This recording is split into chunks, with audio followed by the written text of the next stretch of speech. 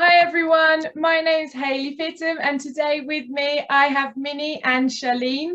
Minnie is the founder of Aquatic Fit for All and Sharleen is one of the instructors for Aquafit for All. Welcome and thank you for joining me. Thank you for having us. It's amazing. You guys are in Canada. And you are doing an amazing job with helping those individuals who are visually impaired and impaired ability-wise as well. How did you guys start your foundation? How did you start it? So essentially, when I was in, I think, second or third year university, I was volunteering with the Canadian National Institute for the Blind. And they have a program for seniors who were undergoing vision loss. So they had sight for, 40, 50 years, but then they had degenerative eye conditions. So they were experiencing vision loss. And during this time, a lot of them talked about the loss of exercise opportunities. And I mentioned like, okay, there's BC Blind Sports where they offered, I think there was a blind, I think it's called gold ball, where you do soccer. And things are kind of like, the ball has bells in it so that you can hear the ball. And a lot of them said, oh man, that sounds really fun, but I'm in my 50s. I can't be, like jumping to catch the ball. And at the time I was an Aquafit instructor too. And so I mentioned Aquafit. A lot of them haven't heard of it. Or when they have, they said, oh, I tried it. It was terrible because I couldn't see much. And when I spread my arms out, I hit somebody and then they told me not to come again. So some of them have very negative experiences. They got told not to come again? Yeah, because I think that some people with visual impairment, actually a lot of them do not look like they have their visual impairments. And so the general public, maybe they had less understanding of that and so thought that they did it on purpose. Oh, okay. And repeatedly, because it's really disorienting when you can't see the instructor and then you do turns or you do traveling in the water and then they ended up in the completely, the other side of the pool. And that was a challenge. So this gentleman told me he never went again. And so I thought that was such a shame and we need to kind of like correct the experience.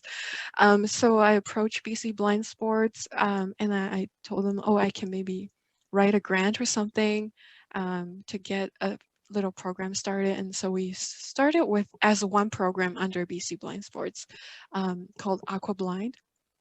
And to kind of accommodate the disorientation that people experience, I thought of like one day I was like going into the shower. As I step into the shower, I was like, oh, there's the non-slip mat. Like we can use that as a landmark so that as long as they stay on the mat, they won't be like moving around in the pool too much. And so that's how the program started. And as we gained more participants, other like stroke survivor groups approached us and said, can you do something similar for our folks? And then we realized like we can't be just one program under BC Blind Sports because they serve a particular disability. So I Googled everything. I just Googled how to start a nonprofit and then and then we applied to be incorporated as a nonprofit, and now we're a charitable organization in Canada. Amazing, Minnie, absolutely amazing. That is such an amazing journey to start being an instructor and then find yourself in this world where you actually can help so many people. So let me get this straight. You get the bath mat that you stick to the shower floor, the bath floor when you have a shower. You put them on the pool floor, sucker them down to the pool floor. And then they are able to feel with their feet when they go off the mat, and therefore they can then know that they're on a spot. Yeah, fantastic, because honestly that's like woo, because I have had, over the years of teaching, I have had many different types of blind individuals, visually impaired, tunnel vision, and completely blind. And one of my completely blind attendees had a lady with her, so she didn't then wander off. Whereas someone who has who had visual impairment with tunnel vision, just made sure that whatever she was looking at was in her vision the whole time. But I never ever thought about putting a mat on the floor.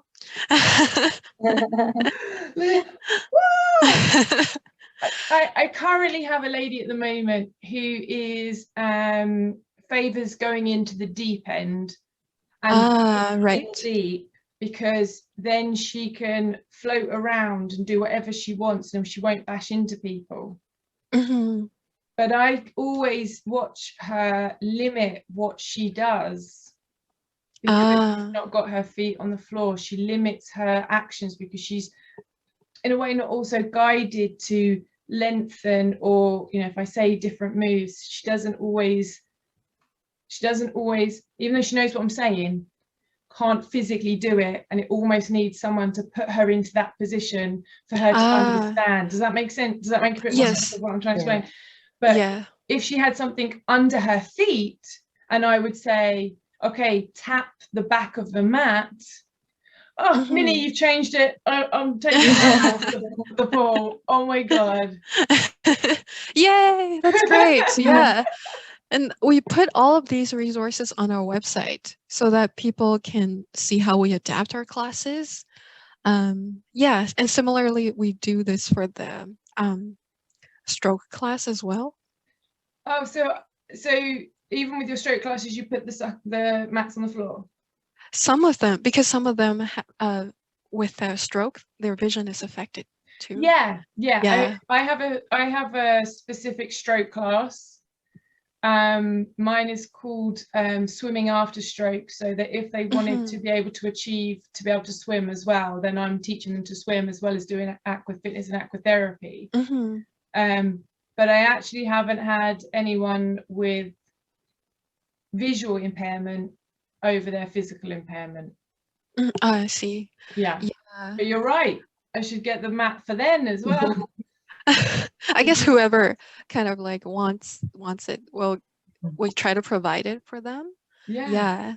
And like Shaleen probably has good experiences too. Like there's definitely pros and cons of using the mat, because we have experience like when things don't work out. Right. Give us example, Shaleen. So yeah, the mat is actually a great idea. I love using it, and the participants love using it. It's just when we're doing big group exercises, sometimes they wander off and then you have to guide them back to the mat. So that's just one hiccup. But other than that, it's amazing. It's fantastic. And also the ropes are a good guideline as well, good guides as well. So they can hold on to the ropes, you know, the floating ropes. Yeah. And then they get to their spot. And then if they need to reach back and find it, they know where they are in the pool. So. Hey, yeah. Okay. All right. So let me take a step back. How did you originally get into Aqua, Minnie? How did you originally do it before going to uni? So in Canada, you can start like working. You can start working as a lifeguard when you're 16. Yeah. And so before that, I was a competitive swimmer since, you know, I think in grade 5. What's your stroke? Mine was freestyle. Okay. Yeah. So with these interviews, I've nearly got 2 teams. We can have a relay. Competitive swimmers, hey? Yeah. Oh no, ex-competitive. Yes, ex-competitive. I am no way up to the fitness that I once was. Oh, same here. No, it's you know, long gone, but the glory days. Yeah, so I started lifeguarding, and Aquafit just became it was a requirement to be hired in some cities. Really? Yeah. So that's why I got it. To get a job, you had to have Aqua Fitness. Yeah, because some jobs are very competitive. Like, actually, you don't have to have it, but if you have it, you have an edge. You have an in, sort of. Yeah. So yeah, you have an edge. You got that step up above them. Right. Cool. Yeah. and you'll get more shifts. And Yeah. so I thought, oh, I might as well do it, because I was eventually I knew I was going to go into the healthcare field. So that extra training I thought would be helpful anyway. So Yeah. what did you do at uni then from there? Oh, so in my bachelor's, I did physiology and I integrated it with some computer science. I don't know why, but anyway, I did that. And then, and then in my master's, I did it in occupational therapy. Yeah, and now I'm back to school, medical school. So yeah, the full healthcare journey, I guess. Yeah, no, that's awesome. Amazing. Thanks. Yeah. And Shaleen, how did yeah. you get into Aqua Fitness? So I worked I graduated as a rehab assistant. Then I worked in the community and acute hospitals for a while. And then I got hired back as an educator for the rehab assistant program that I graduated from. And then I found Minnie, and I love this experience. So Minnie would come to our college, and she would do these introductions to Aquafit for All. And somehow I kept missing her. And I just found out about this program, and I would love to work there, and it just worked out. Awesome. So you're lecturing on the side, you're lecturing, and then on the side you're doing the Aquafit for All. Right. Yeah. So it's more practical based. So more practical components for rehab assistance, transfers, lifts, in working with stroke patients, working with blind population, working with different conditions. And then it ties in together with Aquafit for All, because, we're teaching our students to treat these kind of clientele, and then to be in a pool, adds more experience. It's great. Yeah. Fantastic. Absolutely brilliant. And you know what, it's really interesting because there's a few aquatic presenters in the world that are also based within universities, trying to get the students to see aqua for what it actually is, rather than it being like a secondary part of the course which someone's not really passionate about. We've got a couple of instructors, and Linda, my business partner, is one of those ones who is also in a university, and her aim is rehabilitation as well. She's a rehabilitationist, and her aim is to kind of put the aquatic element as one of the forefronts of their thoughts, rather than it being an extra little side thing that they feel like they have to do. Like they actually want to do it. How do you find your students are for aqua? Are they tentative, or are they absolutely eager to come in and try it? Absolutely eager to come try it. They're such good sports. They motivate me to, they make me feel so good to be an instructor, and to be there happily, willingly, ready to take on rain or shine. These participants will take a bus, public transportation, any which way to come to the pools to do their exercise. It's great. It's actually very motivating for us to see that, So did you teach any normal aqua fitness classes? Like, when I say normal, I don't want to call normal, because what is normal, but like a standard leisure centre aqua class. Have you ever taught any of those? I just taught it within the rehab assistant program, and took our students out to the pool. So there's a few public pools, or we rented out a pool for an hour or so, and teaching our students how to teach individuals to come into the pool either with a wheelchair, use a lift, and how to properly transport them from the ground to the pool and things like that, using floaties with our students. But no, I have not taught just regular. Okay, cool. I'm going to network you with Linda, because I think you two would get on so well. So in a way, yours has come from more of the studious side then, Shaleen, the fact that you've done it from the kind of university and then in, whereas Minnie, you were swimming, then doing aqua, and then came into the more therapy world?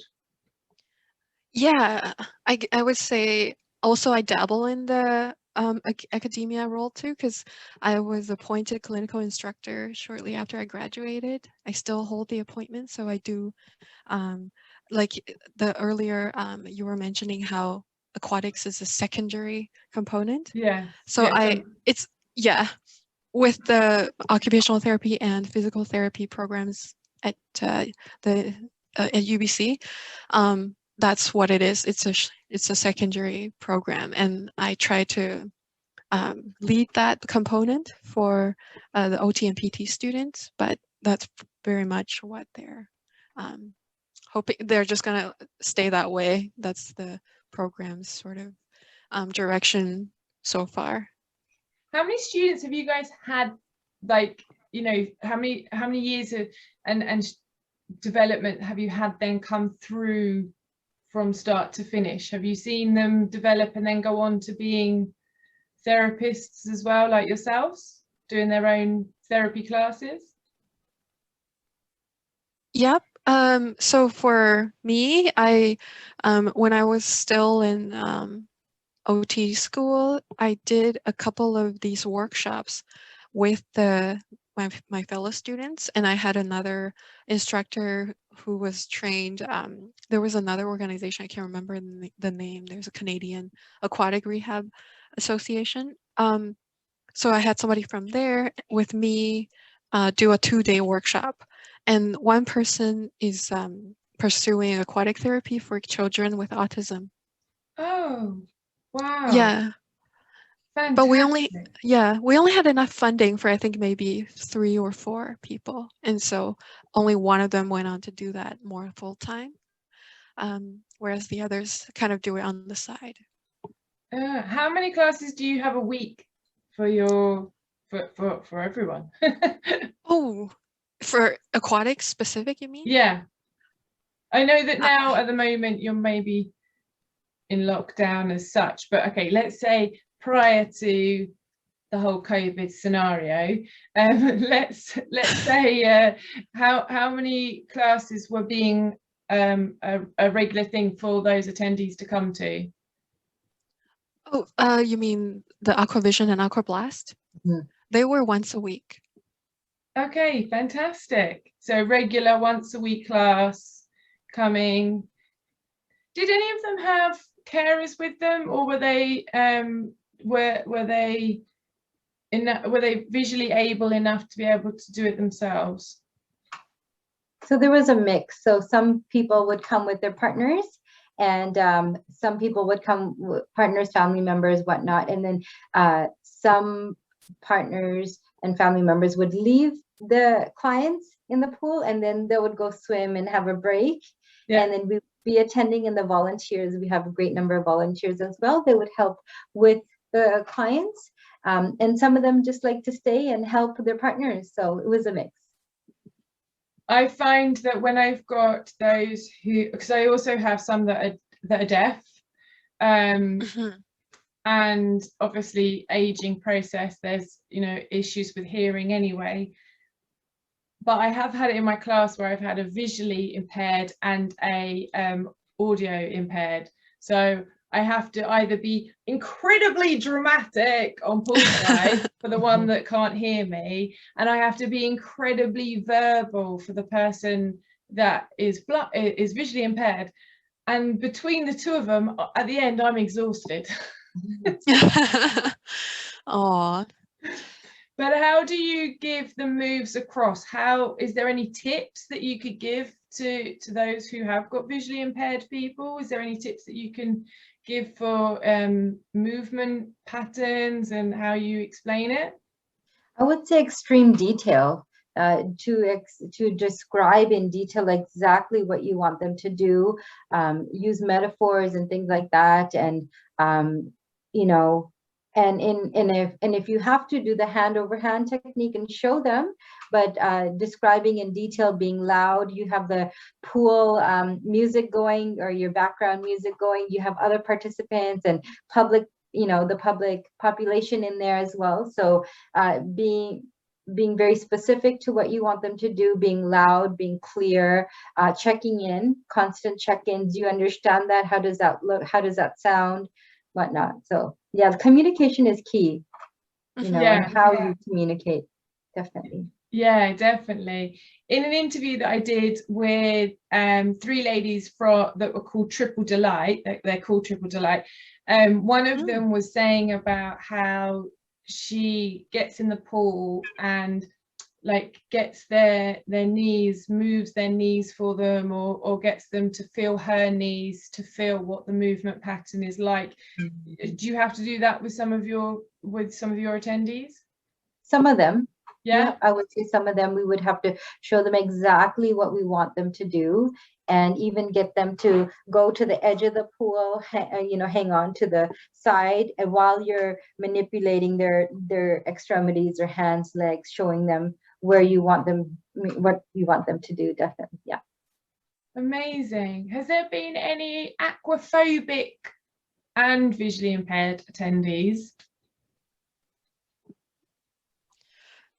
Oh, Yes. I don't recall. Sorry. Yeah, we had a client who did not like any splashes, no water in her face, you know, so right, so we would have to I wouldn't say aquaphobic, but just that, you know, if they're visually impaired and having water splash on their face was disorientating more? Yeah, right. Okay. Yeah, you know, that feeling. So reducing the splash, or getting her into a comfortable space where she's able to do the exercise without being fearful of that factor, the X factor. Yeah, that actually is a good point, because I do remember there are people who don't know how to swim. Yes. And so they still want to join the program, but they don't want to have their face or even like neck, in the water. Wow. Yeah. No, we get aquaphobic and weak swimmers or non-swimmers to aquarobics, and that's where my thought process was: were you going to have someone that's weak or aquaphobic and have visual impairments? They still might want to come to the swimming pool. Yeah. So in this time, through you starting the company and building up the reputation, how have you got the word out there for the blind individuals? Because obviously this is going to make me sound really bad, but obviously they need braille or radio. They're not going to sit and see the advertisement in a newspaper. How do you promote the class? So first, because we started with BC Blind Sports, and also I was a volunteer with the Canadian National Institute of the Blind. They fully supported the program, so they helped us spread the word and give us a list of people to call who have expressed interest. So we started there, but now, because now that I have a background as a clinician, I also just do a mass email out to all the therapists in the Lower Mainland to say, do you have people that you work with who might benefit from this program? It's free, and they get some continuity of care in the community while they're not doing active rehab anymore. And so we got lots of participants that way. Amazing. Yeah. That's really good. And I don't mean to sound rude, because obviously they're not, that, you know, they have different ways of communicating, which we probably take for granted in a way, and getting the word out there, I think, is sometimes the hardest ways. Because, you know, trying to make, you can set up and just sometimes they don't know you're there. So exactly. There's also another tip as I get more into the blind community, a lot of people have text to voice software installed on their computers. Amazing. So we have a Facebook group, and people do use them, but when we post anything, we have to make sure that they're compatible with that software. And how does that work? Does it just need a certain text, or does it need?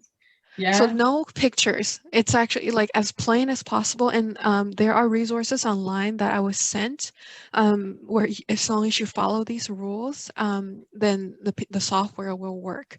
So high contrast, like black background and yellow text, and then, you know, as little text as possible and no pictures, because pictures will read as a, you know, it's kind of like this program picture, like in my read very choppy. Yeah, so just plain text on a Word document, that will be fine. Isn't that crazy? Because Facebook tells you to put pictures on posts. I know, yes. to make it more what's the word, aesthetically attractive, pleasing and attractive. Yeah. And actually that's naff to them, because that would interfere with what you're getting the information out there. Yeah. Wow. Yeah, didn't even cross my mind. Didn't even cross my mind, but wow. And so that little Facebook group, you're able to communicate with the attendees and the class participants, and they can then ask, you know, is the class back on yet, and things like that. That Facebook group is actually it's called the Lower Mainland Visually Impaired group. That one is where we recruit, but we have a little WhatsApp group nice. within Aquafit. So people can say, I'm running a bit late. Volunteers can say, oh, I can't make it this week. And instructors can also let us know, like, okay, I'm running late, or somebody actually needs help walking to the SkyTrain station, so I'm going to help them. So it's a great communication tool, and everybody can use it because speech to text is really easily voice accessible. Notes. Hello. Yes. Yeah. I mean, to be honest, when I'm in a rush, I'm always using those voice notes. I haven't text. So what in this whole process, I mean, individually you'll have a different answer to this, I'm sure, but what have you found to be one of the most challenging parts of this? What has been a big challenge for you?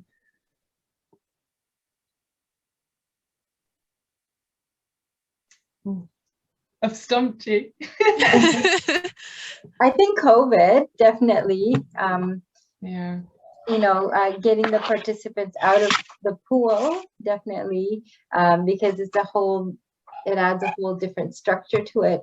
But surprisingly, like, participants are so keen, so motivated to join every Zoom session and do the land exercise, the dry exercise, you know, and it's amazing. They're still so motivated.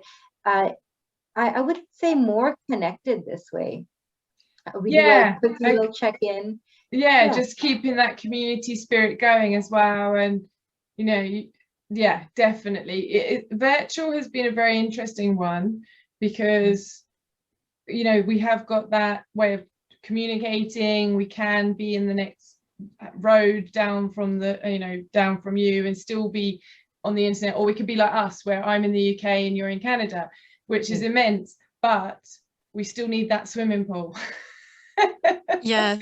So we still need the water, and that I have to pop on a plane to visit you guys, and that's one of the main differences between virtual and our classes in person. How with the COVID situation, how are they missing the water? Are they missing that feeling that they get when they're in the water? Well, the survey we did when we heard back from the city pools about returning potentially to them was that I think half of the people are looking forward to going back, but another half were more hesitant because of the medical conditions that they have on top of the disabilities that would predispose them to contracting you know, the virus or any kind of diseases through these public spaces. I would say everybody said they wanted to go back to the pool eventually, but the level of hesitancy kind of varied. Still there. Yeah. I'm sure as they get more confident with what's happening, they'll come back more. Yes. I mean, I've my stroke survivors class, my stroke survivors have been calling me literally every other week going, are we coming back yet? Are we coming back yet? And they are desperate to come back. So I do know that once they're there, that, you know, they're it's like we've never been away. But so yeah.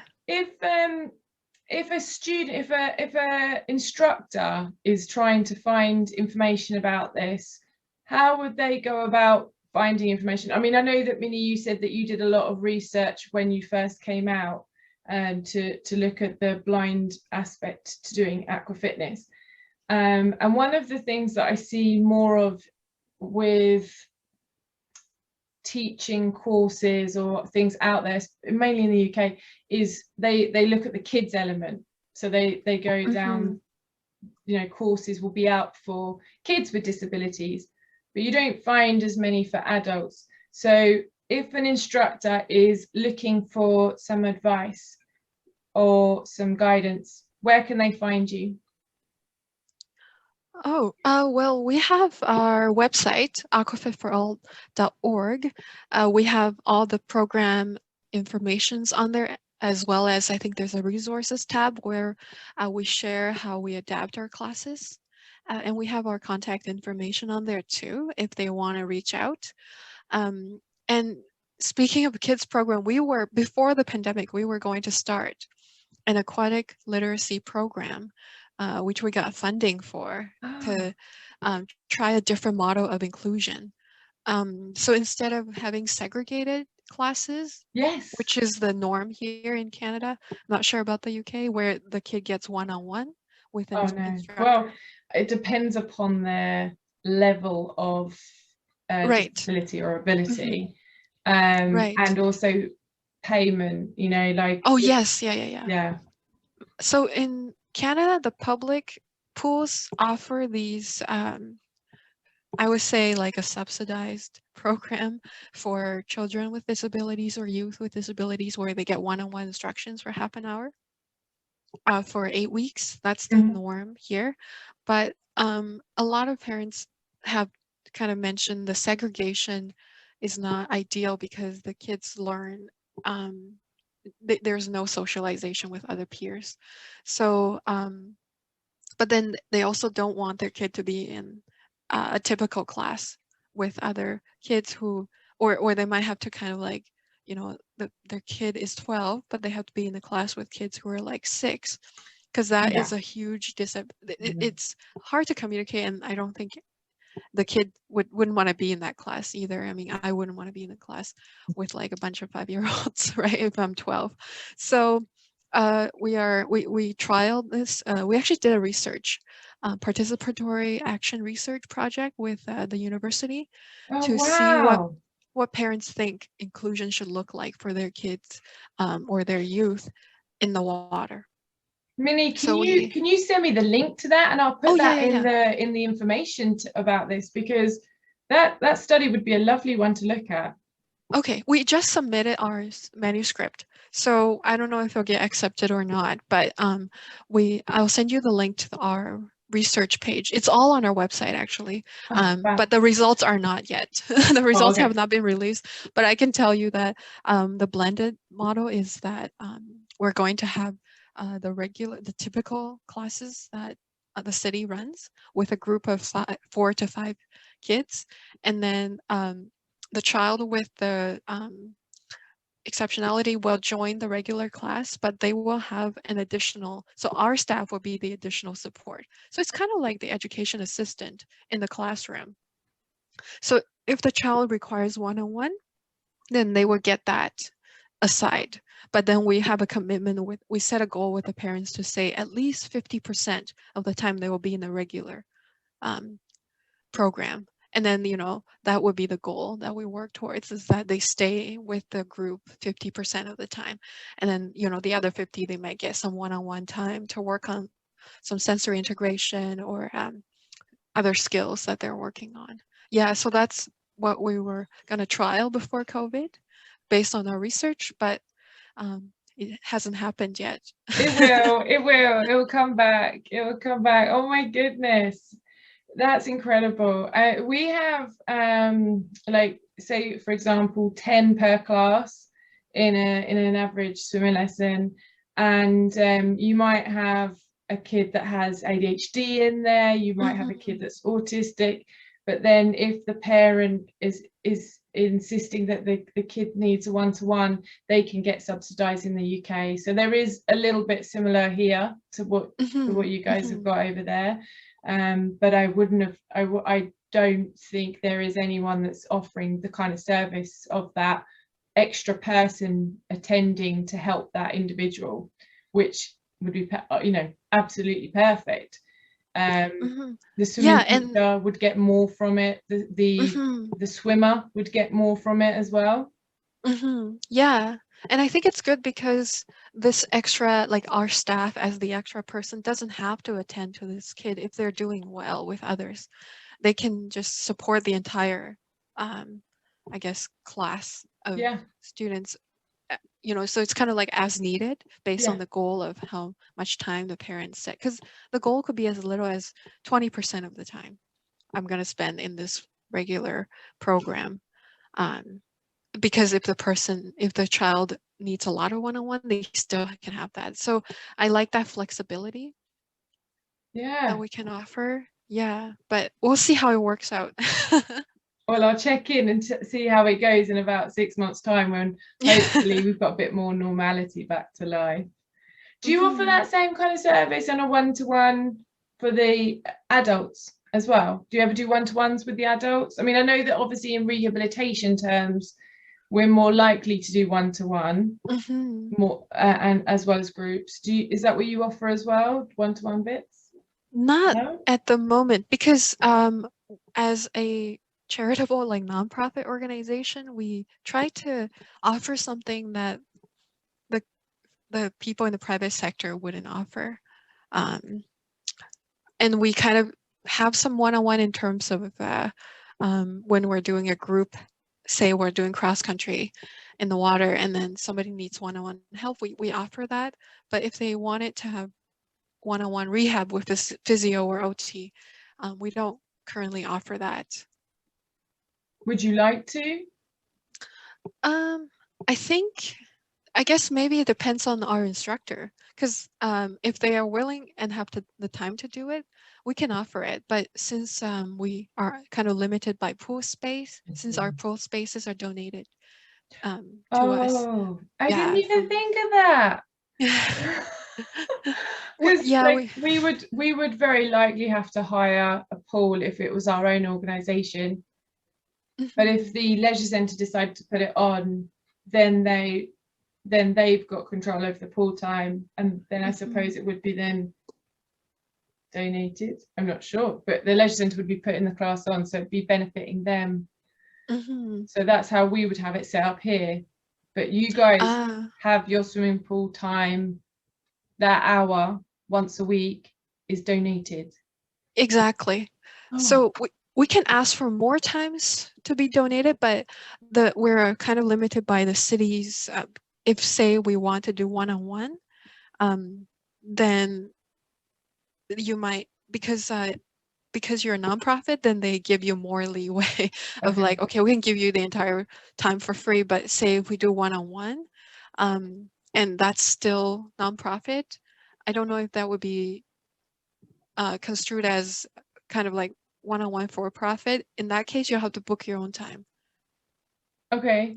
Yeah, because they offer that for therapists to say, if you want to do one-on-ones, we can give you some pool space, but you need to pay like this much money. And usually, since we run we're kind of like really budget friendly. So, but that's also one of the challenges that we experience when you were asking about challenges, is that the nonprofit model can be limiting sometimes in terms of what we can do and what we can offer. Because even if we want to do one-on-one, it depends on whether the pool would think of it as still nonprofit and give us donated time. But then they would prioritize the paid therapists one-on-one over us because they're getting more money out of that. I don't know if that makes sense. And funding is always a challenge, because as a nonprofit, we rely on grants and we rely on fundraising, which couldn't happen this year. How badly And affected last were you guys? How badly affected? So we did receive an initial pot of money from the city when the pandemic first started. We were able to purchase tablets for our participants too, who didn't have the money to purchase tablets. We offer the loan equipment program. Wow. So Yeah. that was good. But then, you know, as time, we've been doing this for like a year now, right? A little over the year. And we haven't received any more funding, and we couldn't do fundraising. So we had to cut down our classes from 3 times a week to 2 times. Yeah, and we might have to do it we might have to cut it further. We don't know yet. We're still waiting to hear back from some grants. Yeah. How, if you were fundraising before, how would you be fundraising? Oh, I think Shaleen, were you in our latest, like the 2019? No? I wasn't. I got hired right after that. Oh, that's so true. in 2019, but later of 2019. Yes. So the fundraisings are usually, we host an event. It's usually at either a restaurant or a pub. We do a pub night. Sometimes we have comedians coming, or trivia. So we do these two. And sometimes bands will offer to come, but a lot of the people said they don't want bands, so we haven't had that. I guess it gets too loud, like restaurants. Okay. Don't I was want. about to say, Yeah. Is there a sensory loading thing where where it feels too much for them? I think that's part of it, and also that if the music is loud, then and that they have no visual cues, it's hard to know or get people's attention. Yeah.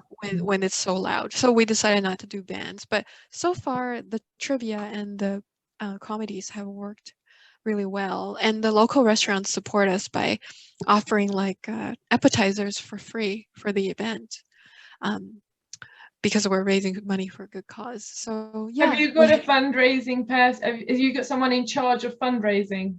Yes. Oh. And this person is so we are really like a volunteer-based organization. This person is a marketing expert in her day job, and she does this, you know, as a volunteer with us. I think that's amazing. Like we host, have you heard of the Worldwide Aquathon? No. The Worldwide Aquathon was started by a lady called Rose in South Africa, and her aim was that you held an aquathon to raise money for your local charity. And the aquathon could be a couple of hours on a particular day in November. So for English calendar, it always falls on our Remembrance weekend, and our Remembrance weekend is it is around the 11th. It's the 11th of November, but it's, you know, it's around that weekend. Oh, so same here. Okay, so it's around that time. It doesn't always fall on the 11th, so it might be the 13th or whatever. And the idea is that united around the world, in as many countries as we can get, we host an aquathon, and all the money raised that day goes to a charity. Oh, so really? So it would be good to be able to raise some money for you guys.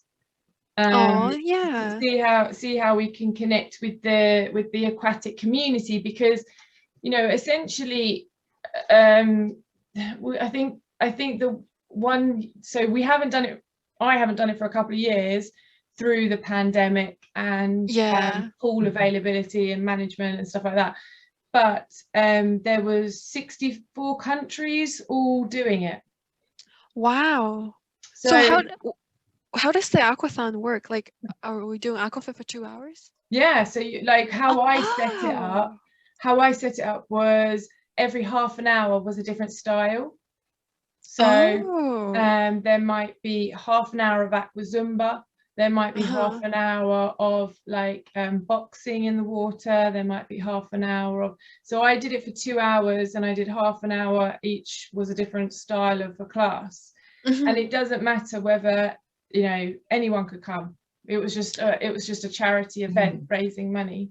So I don't know if that will help you get another way of having a fundraiser. Yeah, that would be that sounds pretty cool. And having like half an hour of different styles, we can maybe like talk to the city, and because they have pool parties, right? Birthday parties, you can book those.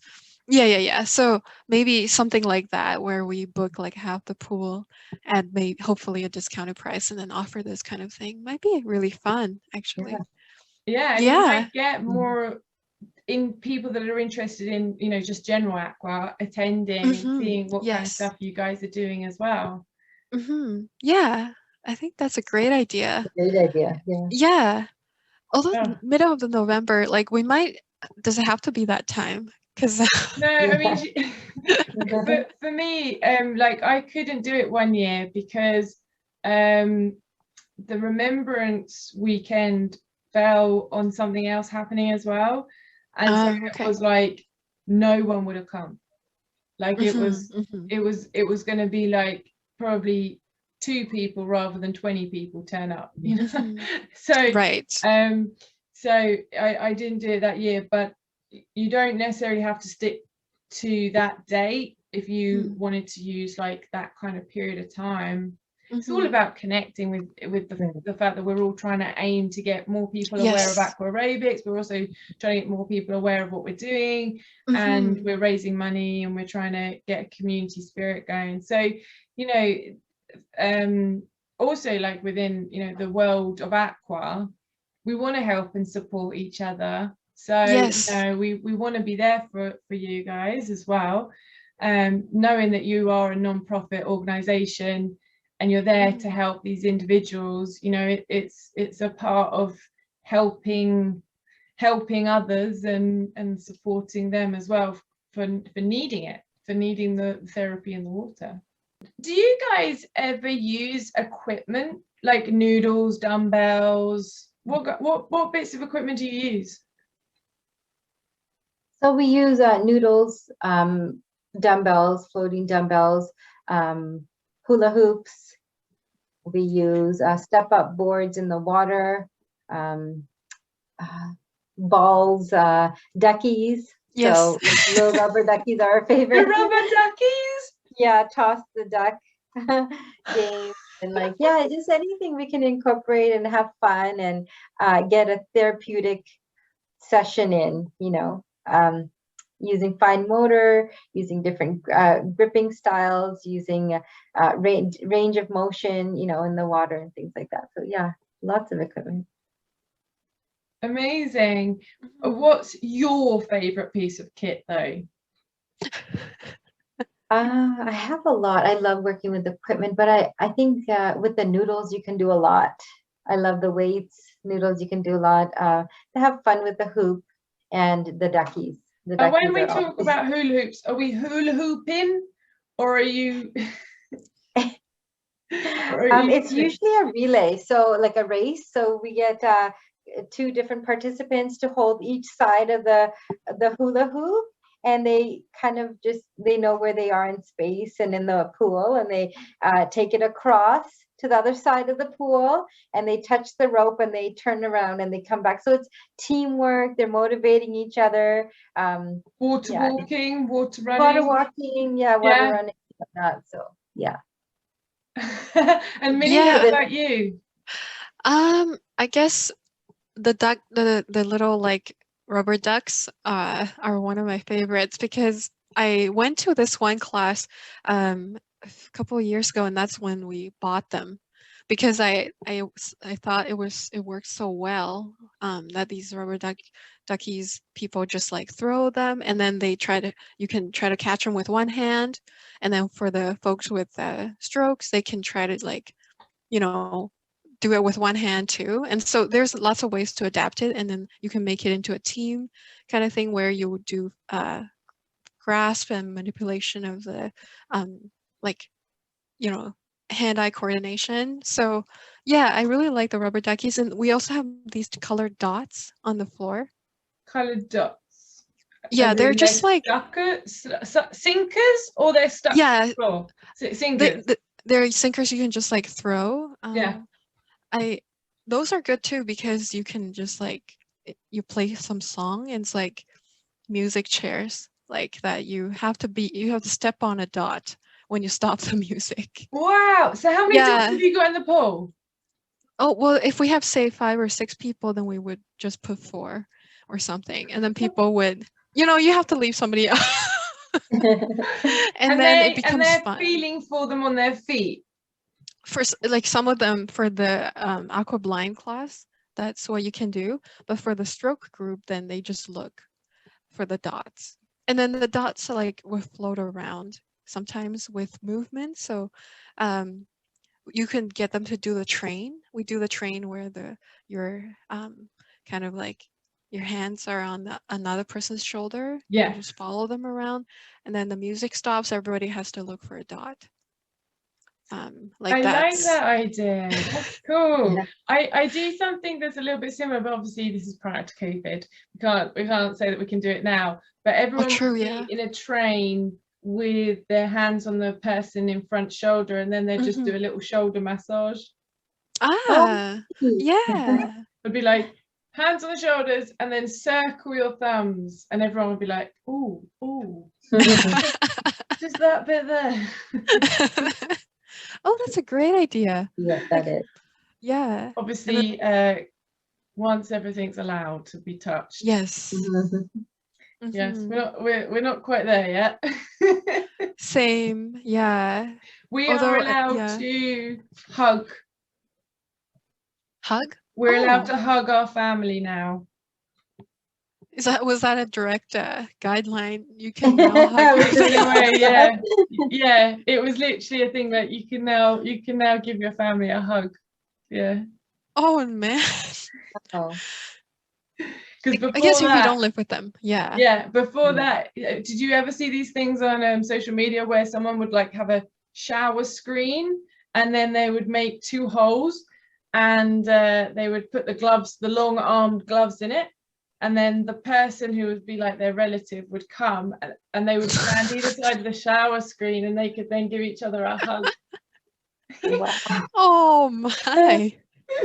Yeah. I mean, the English aren't exactly known for being very huggy, but True. we seem to be very huggy. That's so funny. Yeah, and now I think about it, like how about the French and the Italians, where they always have to do the kiss. Yeah, like how do they do that? I guess the shower will have to have some kind of like transparent component on top where they can still do that. Yeah, I think that was one of the when we got a lot of information about like Italy and Spain and France. One of the things that I did here was obviously because they are face, right? And obviously we're being told to cover your face up. So I did have a whole conversation with someone about how they were told that it was because the Europeans kiss too much. And I guess as you're British, so you're like, not all of the Europeans. We shake hands. Yeah. Anyway, we're completely off topic.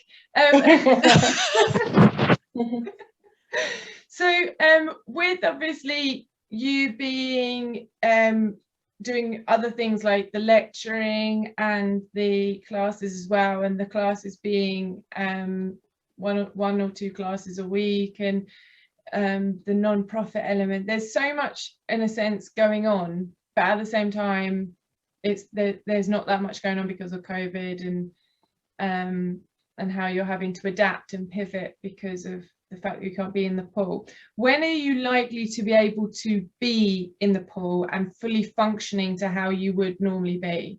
Is there any timeline that you guys are being given? I guess I can speak to the Aquafit part, but maybe Shaleen, like I guess from your school, maybe they gave you other kind of dates. But for us, we can actually return as long as we have a pool safety plan. Oh, okay. We can return, but the challenge right now is we can't have volunteers, and with our blind folks, that's a huge disadvantage because a lot of them don't have caregivers, and navigating the pool spaces and the change rooms, and also change rooms apparently you're not allowed to use them. You can use the pool but not the change rooms. That's my understanding. So you have to shower at home. Yeah. Okay, so we are a one-way system in all of our pools. They come in dressed as if they're about to get in, they derobe, they get in, and they get out, and they follow the one-way system. The one-way system allows them to briefly shower and rinse off, change, and out. Gotcha. So, well, I don't know if that helps your plan. I think that actually is a really good idea that maybe I can add to our pool safety plan once we're back to the pool. Although I don't know if the change rooms are open. They're just, the cities are not using them at all to the public. Like you can swim, but you have to just like dry off with a towel and then go back to your car and shower at home. That's for everybody. Yeah. And so that's tough. We had those rules at the beginning, like back way. And then obviously we've then had them like loose progress, right? Yeah.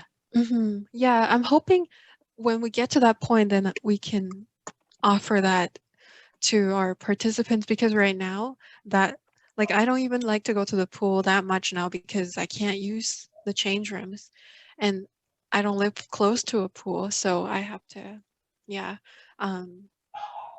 know, go on a bus smelling like chlorine. And so, it's a challenge right now. Well, I do hope that everything runs smoothly for you all and you get back to it as soon as you can. I know that obviously you don't have dates coming in, but with all that, I hope it's sooner rather than later. Yes, and I do wish you all the best. And I do hope that with everything that you're doing, you get your funding and your participants can get their training and get back to the pool. Thank you so much, Haylley. No, it's been lovely. It's a really fun interview. Lovely to talk to you both. Hear your journeys. Same. Yeah, definitely. Same. Yeah, no problem. Thank you so much for having us. Thank you so much. This is a great interview, and I'll be like, subscribing to your channel. I'll like it, like and subscribe. Like and subscribe.